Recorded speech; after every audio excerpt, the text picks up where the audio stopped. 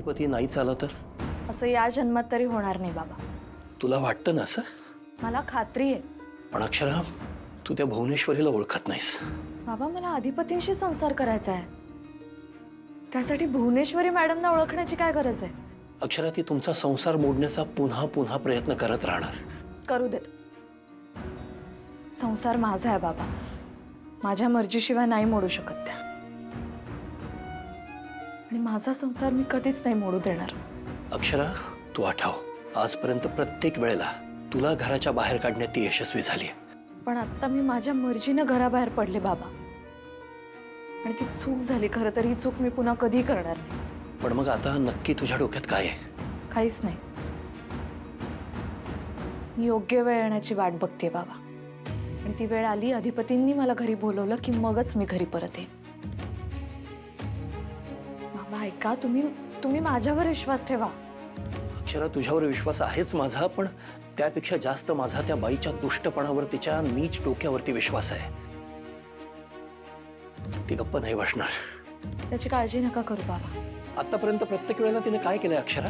आत्ताही ती तुम्हा दोघांच्यात काही भलं घडू नाही देणार सहजासहजी. का? त्या देव नाही आहेत बाबा. ती देव नाहीये, पण अधिपतीसाठी देवी आहे ना ती. ते तुम्ही माझ्यावर सोडा बाबा. नाही अक्षरा, नाही. बाबा ऐका ऐका, माझं काळजी नका करू. सगळं ठीक होणार आहे. मी करणार आहे. अक्षरा, तरी मला वाटतंय की तू आत्ता या क्षणी माझ्याबरोबर यावंस. बाबा आग्रह नका ना करू प्लीज. मला तुमचं मन नाही मोडायचंय बाबा. तुम्ही माझं स्टँड सुद्धा सोडू नाही शकत आहे. जर आता तुमच्या बरोबर परत आले तर सगळं अवघड होईल. माझं बाळ. काय म्हणतेस? काय झालं बाळा, बोल ना. नाही काही नाही. अक्षरा, तू माझ्यापासून काही लपवतेस का? काही झालंय का? हो. काय झालंय सांग ना मला. असं नको करू बाळा, मला सांग. लपवण्याचा हेतू नाही बाबा. फक्त एकदा अधिपतींच्या कानावर घालायचंय. त्यांना आधी कळणं गरजेचं आहे. त्यांना कळलं की मी तुम्हालाही सांगेन. काय काय कानावर घालायचंय अधिपतीच्या?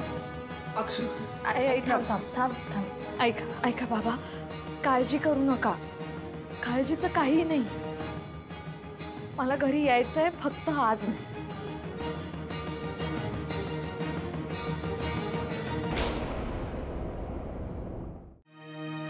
उलट प्रेम दिशा दाखवतं.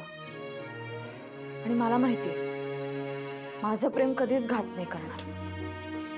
मग चारुहास रावांना तुझ्या प्रेग्नन्सी बद्दल का नाही सांगितलंस? कारण मी त्यांना सांगितलं असतं तर मग अधिपतींना कळलं असतं आणि ते आले असते मला घ्यायला. पण मग आमच्यातले प्रश्न तसेच राहिले असते आणि मला आधी प्रश्न सोडवायचे आणि मग त्यांना ही बातमी सांगायची. आमच्या बाळामुळे नाईलाजाने जुळवून घेतलं असं नकोय मला. आणि सगळ्यात महत्वाचं म्हणजे बाबा, मला ही बातमी सगळ्यात आधी अधिपतींना सांगायची आहे. आधी त्यांना, मग बाकीच्या जगाला.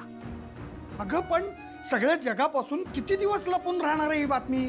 कधी ना कधी कळणारच ना जगाला. एवढा वेळ नाही लागणार बाबा. जगाला कळण्याआधीच आमच्यातलं सगळं नीट झालं असेल. काय ठरवलंस तू? कशाबद्दल? तुझ्या आयुष्याबद्दल. म्हणजे तुझं रिलेशनशिप स्टेटस काय आहे सध्या? मॅरिड. ऑफकोर्स. ते माहितीये मला, पण मग माहेरी का राहतेस? का? लग्न झालेल्या मुली माहेरी येऊ शकत नाहीत का? म्हणजे काय काय बोलतोस तू? पण तुझं येणं तसं नाहीये ना.